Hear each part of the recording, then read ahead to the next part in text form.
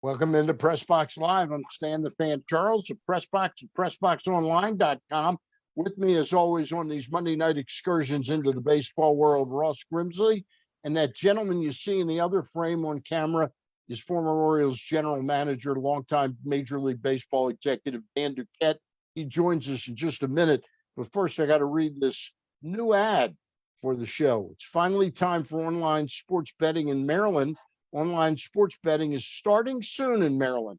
For the best sports signing bonuses and promotions, go to PressBoxOnline.com/offers. While you're there, check out our daily picks by 1057's The Fans, Jeremy Kahn, and our sports betting guides to build your knowledge base. Do it now. Go to PressBoxOnline.com/offers. Remember, please gamble responsibly. Dan, I start with that. We've been barraged the last 4 or 5 years with DraftKings, FanDuel, and now the world of sports betting is upon us.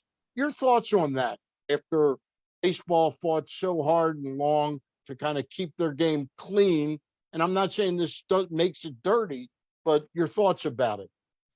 Well, I think you hit the nail on the head, Stan. There's a lot of interest in the gambling, and there's a lot of interest in people that want to gamble, and there's a lot of interest in the sports owners who want to monetize how the fans interact with their product, right?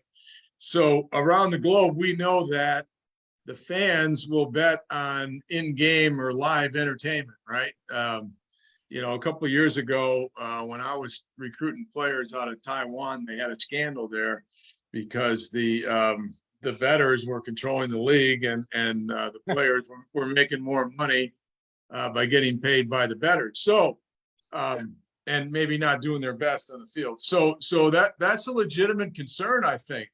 And I think the integrity of the leagues is paramount, and the education of the leagues, of the players and the staff, and the temptations that surround this, additional activity for the event. I think that's important for everybody to keep it top of mind as we transition, right, in America to in-game betting. You're going to see a lot more of it, and I think these safeguards are important.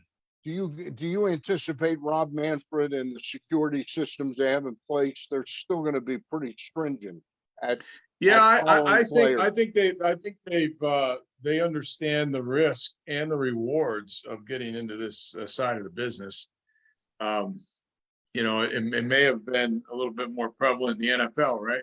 Yeah. No question about the fantasy leagues and the cards. I remember my father would bring a card home on Thursday night when he went out to the American Legion, and then we'd pick them Thursday night and Friday at breakfast, and we'd have to have all our picks in before he went to school, right? And my grandfather would always play the pool at the American Legion.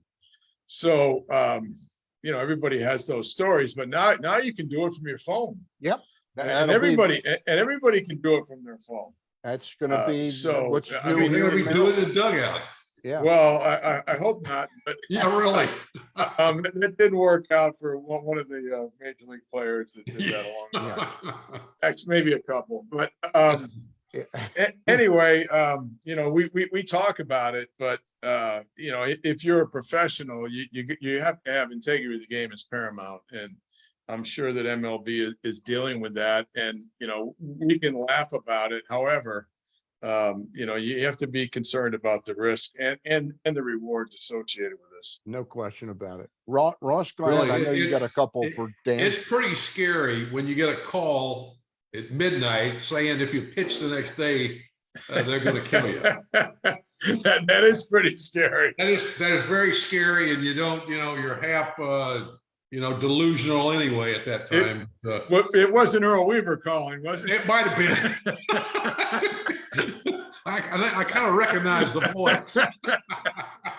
I was struggling a little bit at the time too. It sounds a little like the way Rick Adair liked to be a pitching coach too. That's a dead giveaway. Yeah. Hey, Dan, I want being a GM now compared to 10, 15, even 20 years ago. What is the difference? Can you explain that a little bit now? Well, I mean, the game has evolved. It's a great game, and it's still all about the players for me.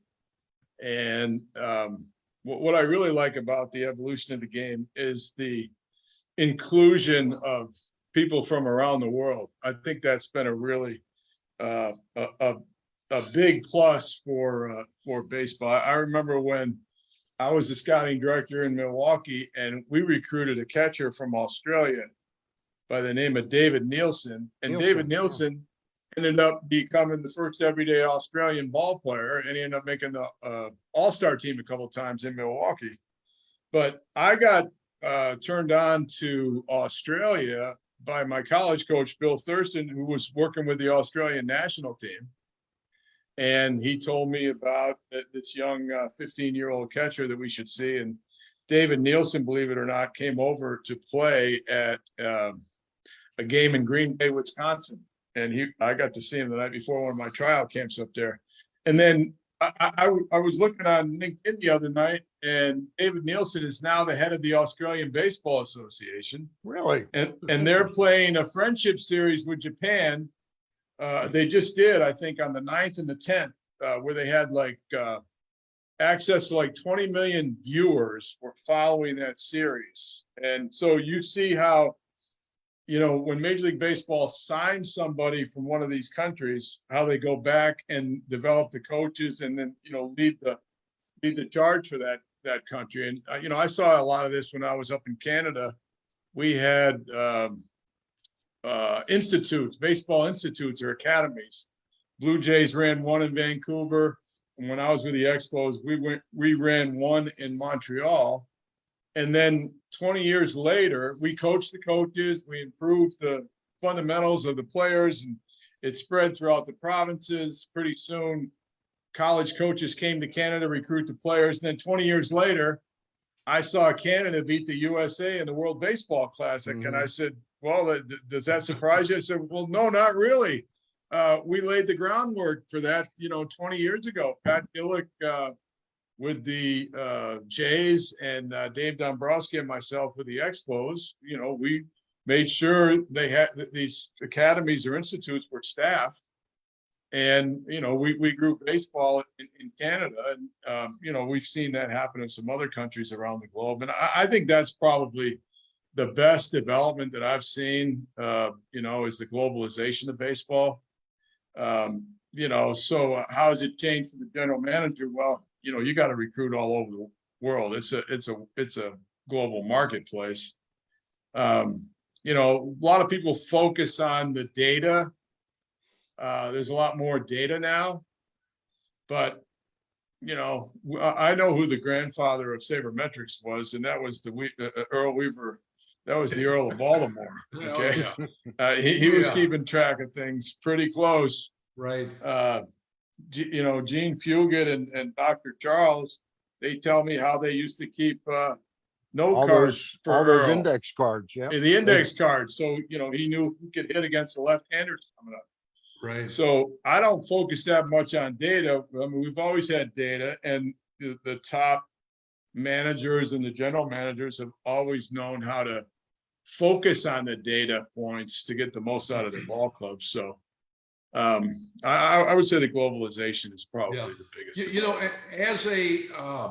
As a general manager now, today, and you with all the rule changes that are coming into play, do you go about setting up a roster different now than you would have before, since the new rules come in, the pitch clock, the shift? You got to have two guys on both sides, bigger bases, that type of thing. Do you set your roster up differently now and as before, or is it stay the same procedure when you're setting it up?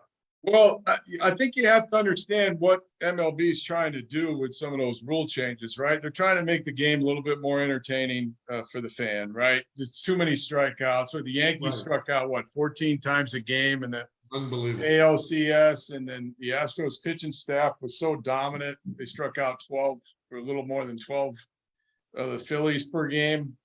So, I mean, hitting is tough, right? It's never been easy, but it's never been harder than it is now. with these guys blowing the ball in there 100 miles an hour, and you see the spin on these balls that they're able to generate. I mean, just hellacious breaking balls. Yeah. So it's tough. So, MLB is trying to get a little bit more action into it. I've always been in favor of the pitch clock. What did Ray Miller say? Work fast, throw strikes. Throw strikes, Throw change speed. strikes. Yeah. So I've Pretty always simple. been a big proponent of that. And in the minor leagues, it shaves some time off it because it gets the pitcher in the habit of getting the ball, on the mound. I think you get better games that way. They're better to watch. I think that some of the hitters, their concentration is better. The stolen base, that the base is being a little bit bigger. They're going to give a little advantage to the base runner, and they're going to help you on a stolen base from here to there. Going first to third is always fun to watch, right? Yeah. You're going to get a few more base runners on first, bang plays. Dan, The shift. I don't know about the shift. Why haven't the hitters made a little bit of an adjustment? well, they really most of them didn't. Will we look back on this? And I want to be clear. I know you would not have been in favor of paying Chris Davis as much as he got in Baltimore, but no, I know that. But will we look back on his failing the last 4 or 5 years of his career and say it was because he never could handle the shift? It got to him psychologically. Well, I don't know about that. Chris Davis had that prodigious power. Yep. And it took him a while to get to the big leagues, and then he had a really good time in the big leagues, and then all of a sudden he couldn't do anything.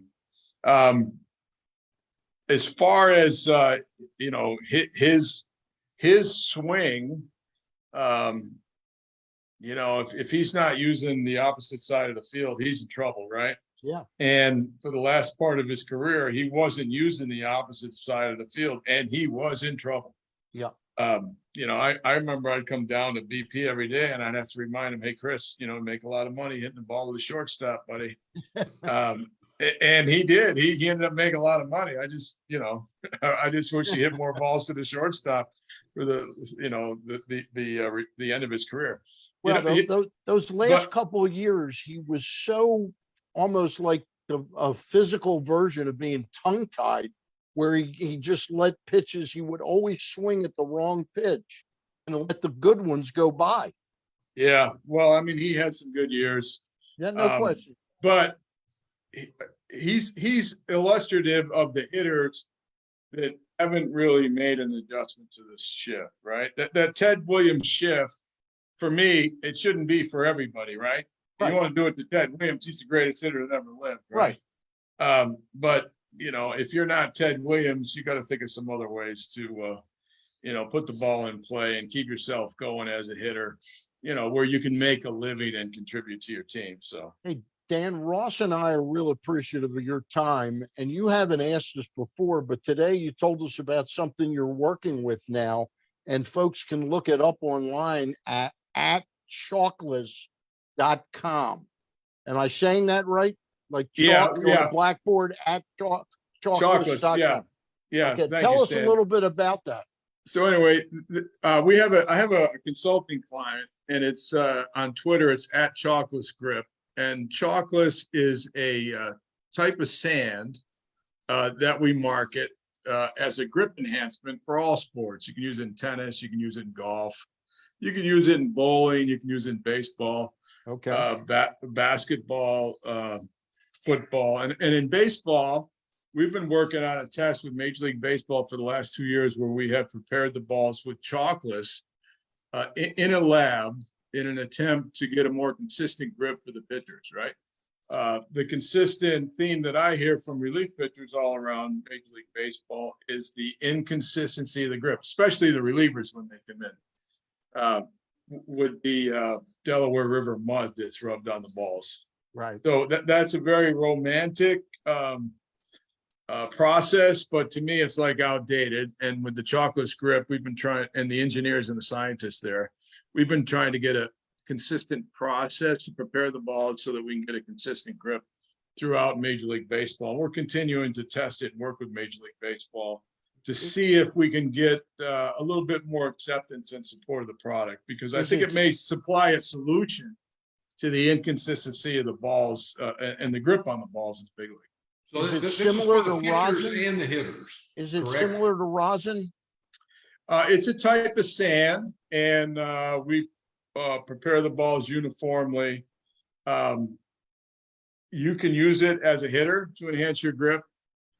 We've been preparing the balls uniformly that we tested in AA and in the Arizona Fall League for Major League Baseball. And we got some pretty good results.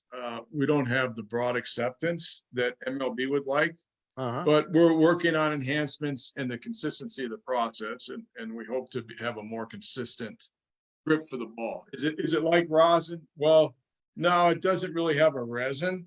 Okay. But what it does is that it absorbs oil and repels water, and it gives a nice tacky surface to the ball that the pitcher can grip and force seam, and then get a good grip without using a foreign substance. This is a substitute for the mud, correct? Yeah, so yes, it's a substitute for the mud applied uniformly to the ball. So you could basically use this when it rains and not have a problem. Yeah, because it repels water. Right. I think you'll get a good consistent grip. That's one of the advantages for the ball when it's wet. My favorite baseball movie of all times, it happens every spring with Ray Milland, who was a professor who invented something to rub on the ball that repelled wood. That was a very funny movie. Very funny. Yeah, movie. so he threw the baseball and it would. Yeah. Have you attempted to get into colleges with this too? Do you think the college baseball world, which is sort of exploding, will they get into it?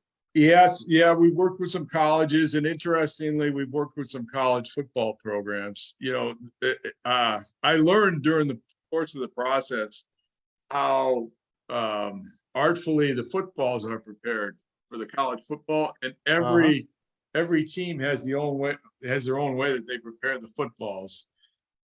So we've been working with a couple of distributors on that process as well too. All right. Ross, you got one more for Dan, and then I'll close it out with one because he's got to go see his son play tonight. Yeah, really. Dan, real quick with the Orioles, we all know how well they did. They were surprising this year and had a pretty good year.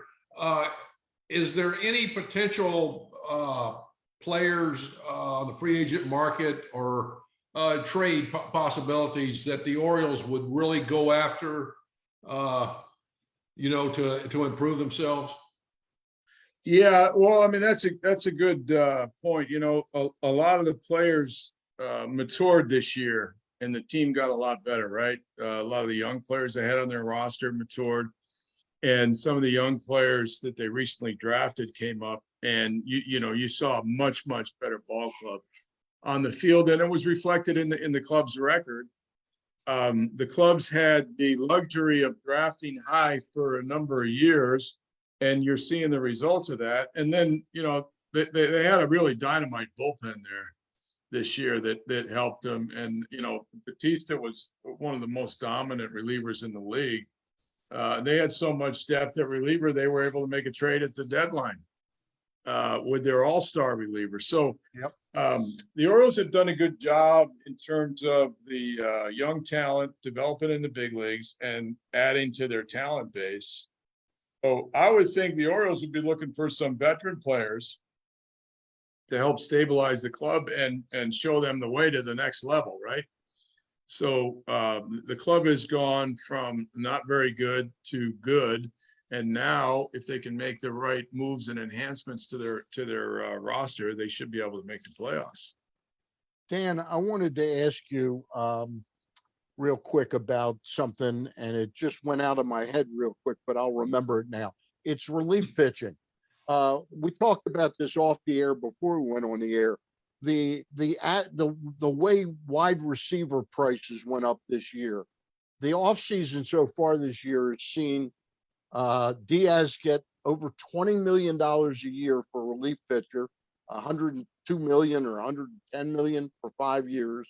And now we just saw Rafael Montero, who had a terrific season with the Astros, but has never earned more than $2.75 million. He's 32 years old, and he's getting $34.5 million. Do you like that signing if you're the Houston Astros? Well, I'm not the Houston Astros, and they must have liked them a lot to give them that much money. I'm glad we got I mean, Batista when we got him. What's Ryan We Presley worth? signed Batista in the Dominican. He got released by the Marlins, Right. and he came up through the Orioles system, and he's one of the most dominant pitchers in the league. So, and the Orioles, they signed another left-hander, CNL Perez. Yeah. That we had a lot of interest in, and the Astros ended up signing him. And those are two first-class relief pitchers the Orioles had in their bullpen, which they got for a lot less than $34 million. Hey, I told you. I think the Orioles will keep looking for that kind of player. I told you I'd let you get out of here by 6:25. I got one last question. Again, I like to point out the things that you didn't have in Baltimore. And one of the things was there was no real concerted effort at international signings and player development of the international players. We, under Mike Elias, we've signed a lot of these young players. Will we get a couple sudden surprises like 2 or 3 years from now where a 16-year-old is suddenly a really good prospect? How long does that take? Well, because we were so far behind the 8 ball, it took the Orioles a little while to get back into that market. Yeah. Because we weren't in there with any kind of gravitas or fervor. So the Orioles, we started signing a couple of players the last couple of months I was there, and that's continued. So you'll see some players come out of that international market. You'll see some good ones, and you'll see some players that the Orioles fans like to see. They've got some good young players in the minors on the international. I think a lot of the high draft picks have gotten the publicity, and we all know who they are. Of course, Rushman came up this year, and you've got Grayson Rodriguez and DL Hall on the fringe, and Kerstead was the Arizona Fall League MVP. Yeah, they're getting all the press, but you're going to see some good players come up through that Oriole farm system from the international market too. Danny, we really appreciate the time. We know we got to run. Right. We'll do Thanks it again sometime right before spring training. Thanks, Okay? Dan. Yeah. Good to All see you guys. Stay well down Thanks a there lot. in You guys Wilmington, take North care. Carolina. All right. At chocolates.com. We'll all look it up. Right, Thank you. Dan. Appreciate it. Thank you. All right. Want to remind you, folks, and you can go, Dan. You don't have to wait right. for us to Thanks a close lot. out shop. Okay. It's finally time for online sports betting in Maryland. Online sports betting is starting very soon in Maryland. For the best sports signing bonuses and promotions, go to PressBoxOnline.com/offers. While you're there, check out our daily picks by 1057 The Fans, Jeremy Kahn, and our sports betting guides to build your knowledge base.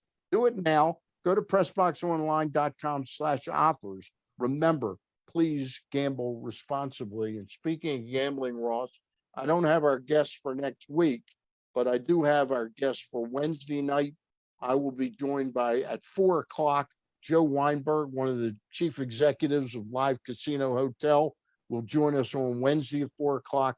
And then on Thursday, also at the same time, John Martin, the director of Maryland State Lottery and Sports Gaming for the state of Maryland, will join us Thursday. Ross and I will be back next Monday at 6:00.